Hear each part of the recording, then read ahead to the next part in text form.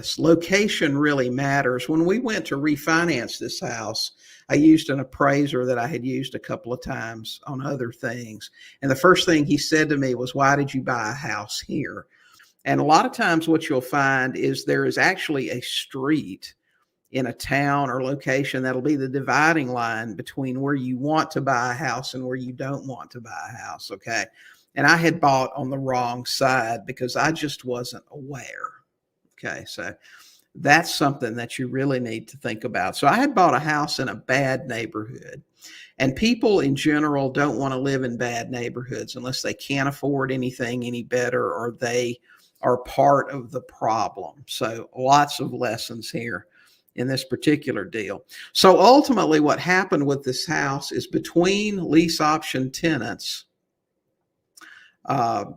somebody broke into the house and did a lot of damage to it, a lot. And at the time I had a lot of stuff going on. I was buying 3 to 5 houses a month. I was doing other rehabs. I already had learned the lesson. This was a few years later. We'd been holding this house, going through a lot of stuff. So I had learned the lesson by then. Don't buy anything on that side of the street.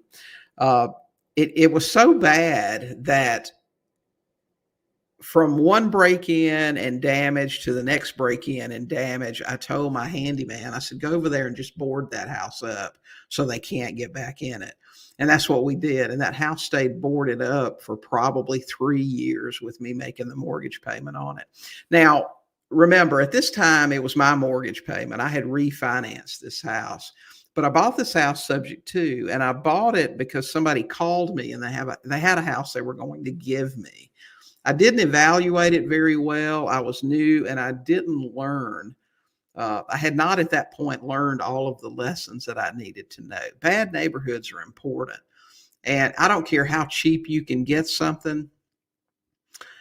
You better flip that thing to somebody who enjoys bad neighborhoods. And there are people out there. I mean, we had an investor when I lived in Macon that was his specialty. We used to give him a lot of grief and joke with him that he owned houses that had dirt floors, some of them that were so bad. But there are slumlord people that's all they do is specialize in that, and they really focus on the return that they get. But that was probably, no, absolutely, that was the worst house that I've ever bought, period. I mean, it was just one headache after another.